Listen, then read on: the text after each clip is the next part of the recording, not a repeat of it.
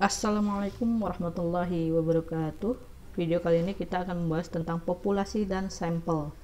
Nah, di sini saya tampilkan isi dari buku saya yang berjudul Metodologi Penelitian Pendidikan Pendekatan Kuantitatif. Nah, kenapa populasi dan sampel ini memang berkaitan dengan jenis penelitian kuantitatif atau penelitian eksperimen. Pada buku saya ini sudah saya jelaskan beberapa pengertian populasi, lalu saya simpulkan bahwa populasi adalah seluruh subjek yang memenuhi karakteristik penelitian yang telah ditetapkan. Nah, jadi subjek itu adalah yang orang yang langsung terlibat di dalam penelitian tersebut ya.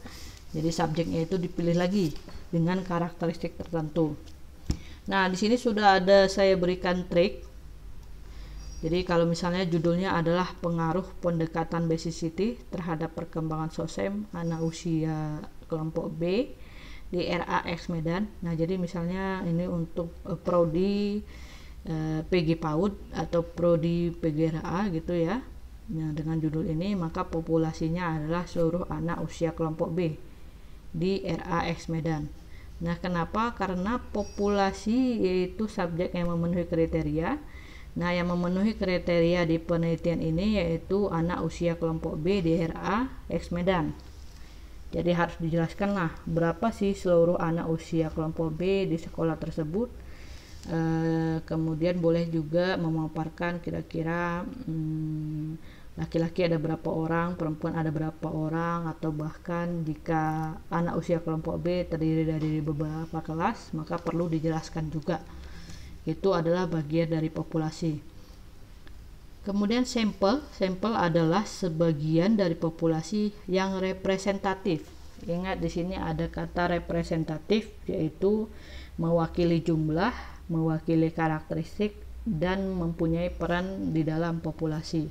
Nah, jadi sampel itu diambil. Nah, misal anak populasinya tadi ini kita katakan ada 100 orang yang terdiri dari 3 kelas. Misalnya kelas pertama 35, kelas kedua 35, kelas ketiga 30. Nah, jadi sampel ini karena desain penelitian eksperimen biasanya hanya menggunakan 1 atau 2 kelas, maka sampelnya adalah mengambil 1 atau 2 kelas dari 3 kelas yang tersedia. Ya, nah pemilihan 1 atau 2 kelas tersebut harus representatif. Jadi harus seimbang jumlahnya, kemudian sudah pasti dia memenuhi karakteristik, dan kemudian dia juga mempunyai peran di dalam populasi. Oke. Nah, jadi untuk penentuan sampel tadi karena ada kata representatif, maka harus dilakukan teknik sampling, yaitu penentuan sampel. Nah, kemudian di sini untuk penentuan sampel secara garis besar terdiri atas 2 macam, yaitu probability sampling, yang artinya itu penentuan sampel dengan memberikan peluang yang sama pada seluruh anggota populasi. Jadi nanti sampel kan mengambil beberapa dari populasi. Nah, kalau pengambilan sampelnya itu dengan memberikan peluang, artinya semua anggota populasi yang 100 orang tadi mempunyai peluang yang sama untuk menjadi sampel, maka itu dinyatakan probability. Jadi probabilitas itu peluangnya sama gitu ya artinya. Nah, yang kedua namanya non probability sampling, yaitu lawannya. Kalau tadi semua anggota populasi dapat mempunyai kesempatan yang sama, sedangkan di non probability hanya beberapa saja. Artinya tidak semua anggota populasi dapat berpeluang menjadi sampel. Nah, untuk jelasnya itu ada disajikan pada gambar 6.1. Nah, ini saya ambil dari bukunya Profesor Sugiono ya tahun 2017. Jadi di sini secara keseluruhan teknik sampling ada 10 jenis. 4 jenis pertama termasuk dalam probability sampling. Artinya semua anggota populasi bisa menjadi sampel, sedangkan 6 jenis berikutnya itu ada di non probability sampling, artinya hanya sampel tertentu saja. hanya subjek tertentu saja yang bisa mewakili populasi menjadi sampel. Kita masuk yang pertama, namanya simple random sampling, yaitu penentuan sampel secara acak sederhana. Jadi inilah kriterianya. Jika saudara ingin melakukan simple random sampling, pastikan bahwa penentuan sampel seperti ini yang akan saudara lakukan. Nah, di bawah sudah ada contohnya. Misal populasinya terdiri dari 20 orang, itu ya. Di kelas B1 20 orang, 8 laki-laki, 12 perempuan, dan kelas B2 itu ada 21 orang, 7 laki-laki dan 14 perempuan. Jadi totalnya itu ada 41 orang ya. Sedangkan sampelnya itu misalnya kriterianya meminta hanya 10 laki-laki dan 10 perempuan. Ya udah, berarti tidak masalah mau tadi jadi jumlah laki-laki keseluruhan itu kan 8 laki-laki tambah 7 yaitu 15, sedangkan perempuan itu jumlahnya 26. Jadi 15 laki-laki tersebut mempunyai peluang yang sama untuk menjadi 10 orang laki-laki sebagai subjek penelitian. Jadi tidak ada tuh proporsi kelas B1 harus ngambil berapa, B2 sampai berapa, nggak ada, karena kriterianya hanya mengambil 10 orang laki-laki dan 10 orang perempuan. Itu adalah simple. Artinya penentuan sampel ya secara sederhana sesuai dengan karakteristik lah begitu. Tidak memperhatikan yang namanya strata atau presentasi khusus.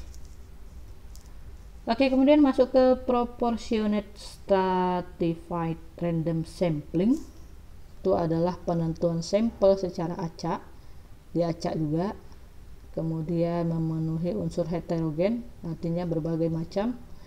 Setiap anggota populasi mempunyai peluang yang sama karena dia masuk dalam probability, dan memperhatikan proporsi pada setiap strata.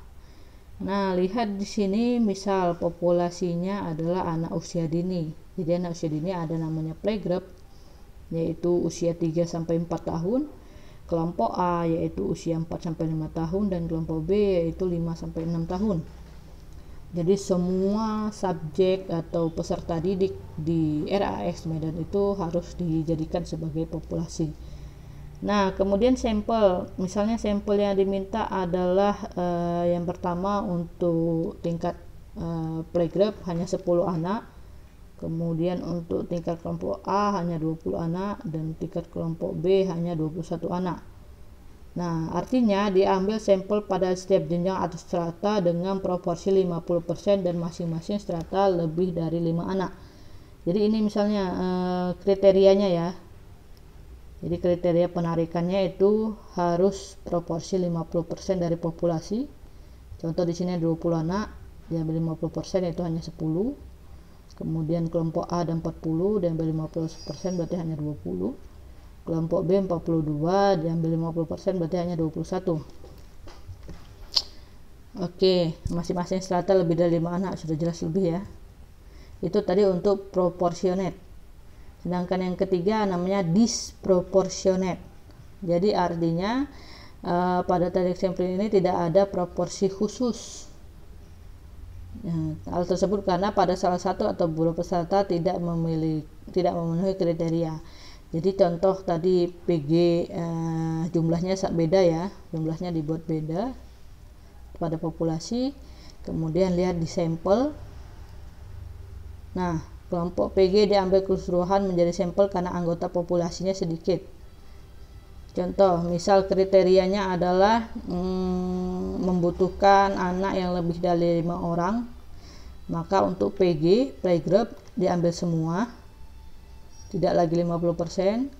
Kemudian kelompok A itu misalnya diambil hanya 20, kelompok B itu 25. Jadi bedanya pada proportionate, dia diambil setiap strata tapi ada proporsi tertentu, sedangkan disproportionate itu diambil dari setiap strata tetapi tanpa adanya proporsi tertentu karena mempertimbangkan jumlah populasi dari setiap strata. Kemudian yang keempat masih probability sampling, ada namanya cluster sampling, yaitu penentuan sampel jika subjek yang teliti sangat banyak. Berarti ini bisa kita katakan lebih dari 100 ya. mempunyai strata yang tidak sama namun mempunyai peluang yang sama. Jadi strata yang tidak sama tetapi mempunyai peluang yang sama. Oke, contohnya di sini anak usia dini juga, tetapi di seluruh Indonesia. Karena Indonesia ini misalnya mempunyai 33 provinsi begitu ya. Jadi setiap provinsi pasti mempunyai jumlah RA yang berbeda-beda, tidak semua sama. Oke. Nah, kemudian syarat selanjutnya adalah ditentukan secara acak dan dilakukan dengan 2 tahapan. Jadi ada 2 tahapan di sini untuk penentuan sampel. Yang pertama, menentukan sampel berjumlah 15 provinsi secara acak. Jadi ditentukan dulu lokasi penelitiannya. Kemudian tahap kedua yaitu menentukan jumlah anak. Jadi setelah dapat ini 15 provinsi, ditentukan lagi jumlah subjek yang akan diteliti pada setiap provinsi. Nah, ini terlalu luas ya. Jadi misalnya saudara contoh kecilnya itu ingin meneliti RA yang ada di Provinsi Sumatera Utara. Ya udah, jadi tahap pertama itu menentukan dulu sampel berapa RA sih yang mau diukur pada Sumatera Utara, atau langsung pilih desanya. Misalnya diteliti hanya dua kabupaten begitu, atau hanya 3 kabupaten. Nah, di kabupaten tersebut dipilih lagi berapa sih subjek yang mau diambil. Misalnya di Kabupaten A diambil itu 100 subjek, ya udah secara acak diambil 100 dari Kabupaten A, 100 dari Kabupaten B, 100 dari Kabupaten C. Nah, itu dinamakan klaster. Jadi ini hanya berlaku jika jumlah subjeknya sangat banyak.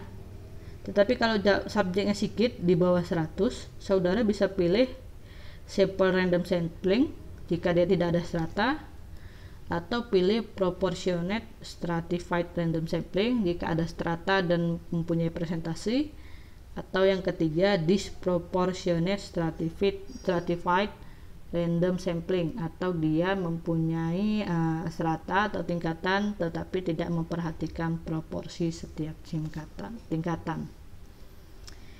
Itu untuk probability sampling. Kita masuk non probability sampling, yaitu penarikan sampel tanpa adanya peluang yang sama. Yang pertama yaitu systematic sampling, penentuan sampel dengan urutan atau sistematika tertentu, sederhana, memenuhi unsur heterogen, dan setiap anggota populasi tidak mempunyai peluang yang sama. Nah, contoh nih, misalnya anak usia kelompok B. Nah, sedangkan sampelnya itu diambil hanya urutan ganjil. Jadi yang punya kesempatan hanya siswa yang punya urutan ganjil, sedangkan siswa yang punya urutan genap tidak mempunyai peluang untuk menjadi sampel. Itu secara singkatnya. Atau saudara justru mau mengambil misalnya kelas tersebut dibagi 2. Jadi hanya diambil urutan dari nomor 1 sampai dengan mediannya, sedangkan siswa yang berada pada urutan median ke terakhir itu tidak mempunyai kesempatan yang sama. Yang kedua ada namanya kuota sampling. Jadi kuota sampling itu berkaitan dengan jumlah sampel ya, jumlah sampel, kemudian unsur heterogen, dan tidak punya kesempatan yang sama pada semua anggota populasi. Oke, nah kita langsung lihat contoh sampelnya. Sampelnya yaitu anak usia B yang mempunyai jumlah 50 anak. Jadi langsung aja di sini misalnya ada B1 itu sekitar 22 anak, B2 itu 23 anak, B3 itu 18 anak, totalnya 63. Nah, tanpa adanya persentase langsung diambil 50 anak. Gitu ya, artinya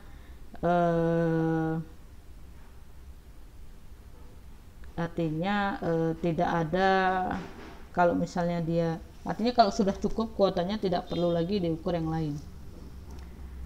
Oke, kemudian masuk incidental sampling. Incidental sampling adalah penentuan sampel secara kebetulan. Nah, biasanya seperti sales ya. Sales itu kan dia siapa yang dia jumpai langsung dia minta untuk menjadi subjek atau sampel dari produk yang dia tawarkan. Nah, itulah dia incidental sampling. Contohnya saudara mengukur populasi yang sama anak usia kelompok B, namun sampelnya adalah tidak memaksakan siswa itu kelas berapa, kelas B berapa, tapi langsung gitu jumpa langsung lakukan penelitian ke dia. Itulah tadi namanya incidental sampling. Yang ke-8 namanya purposive sampling, penentuan sampel dengan pertimbangan tertentu. Ya, contohnya di sini sampelnya itu dengan pertimbangan menggunakan 2 kelas, anak jumlah yang lebih dari 20 dan mempunyai proporsi sama antara laki-laki dan perempuan. Lihat di sini populasi ada 3 kelas. Yang kelas pertama jumlahnya 18, kelas kedua jumlahnya 23, kelas ketiga itu jumlahnya 21. Nah, kalau dari lihat dari sini, dari populasinya dan juga kriteria bahwa yang diambil hanya 2 kelas, kemudian dengan syarat jumlah siswa harus lebih 20, maka kelas yang diambil adalah B2 yang berjumlah 23 dan B3 yang berjumlah 22 anak.